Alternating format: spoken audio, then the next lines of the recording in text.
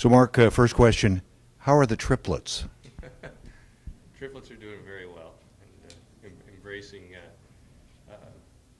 the team and what we're trying to do.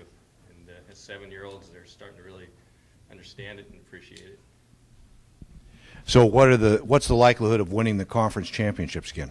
You know, people always think, well, you got these streaks going and it's never easy.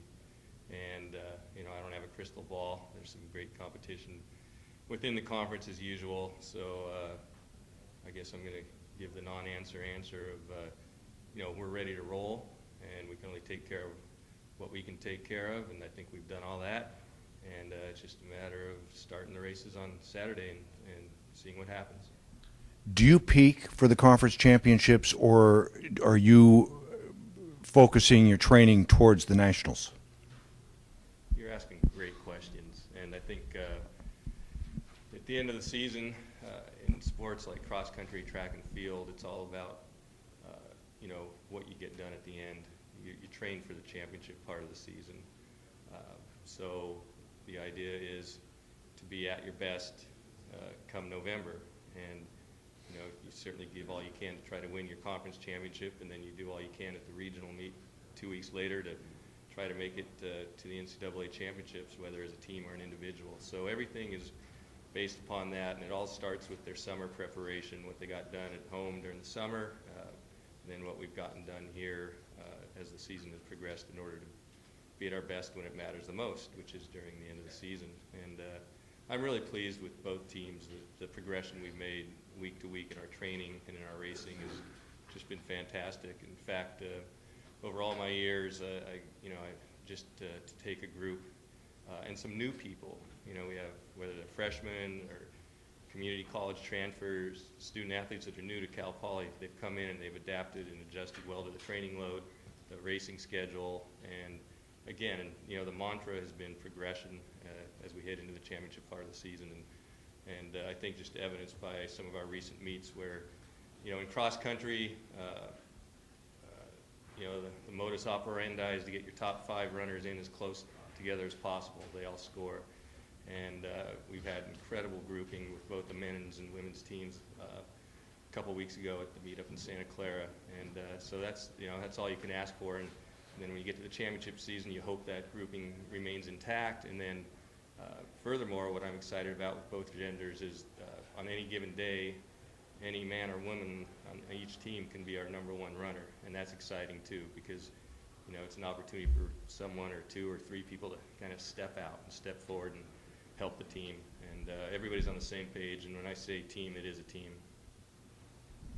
Yeah, Mark, looking back at that Bronco Invitational, do you draw any conclusions, or did you alter your expectations for the postseason based on how each team performed in that meet, basically only being beaten by high-ranked teams in that field? Well, I will say Oklahoma State and Stanford were also racing elsewhere that day, so they split their squads, but they did have some of their very capable runners out there on the course. So, we got out of it what we were hoping to get out of it, which was to compete well against those schools and who they had out there, and to have good grouping.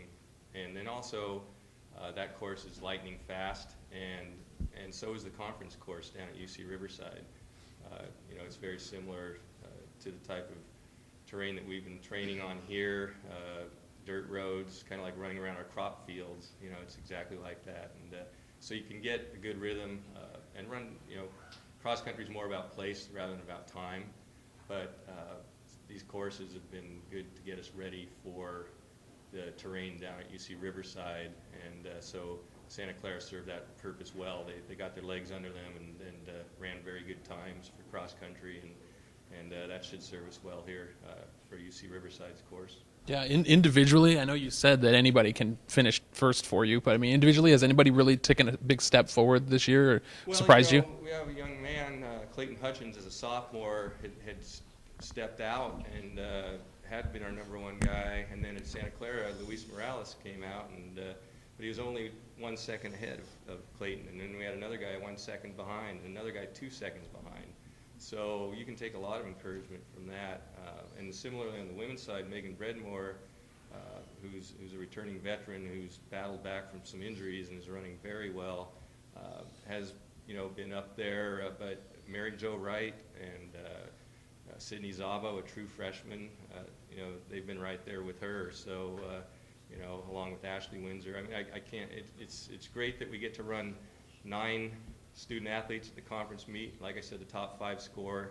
Your 6th and 7th runners can displace another school's top 5 runners, and with our depth, I think that can come in very handy too. So, it's an exciting group to work with. Looking at the season as a whole, what kind of terrain or course do you think the team has performed the best on? Well, there's 2 types of courses.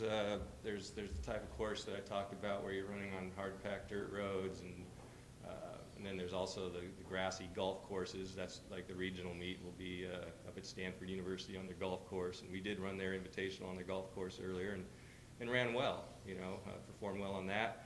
And we've also performed well on the hard dirt roads. So I think equally, they've adapted well. We're very fortunate here. We all know we're fortunate to live here, and these student athletes know they're very fortunate to be at Cal Poly. But it is a distance runner's paradise. You got everything you need here, and all the terrain they can train on, whether it's our grass sports fields, which mimic the golf courses we run on, whether it's around our crop roads or just doing runs out up in Folly Canyon. It's great simulation, great training environment to get us prepared for whatever type of course we have to run on. And what is the distance of the course this weekend? The women run 6 kilometers and the men run 8 kilometers.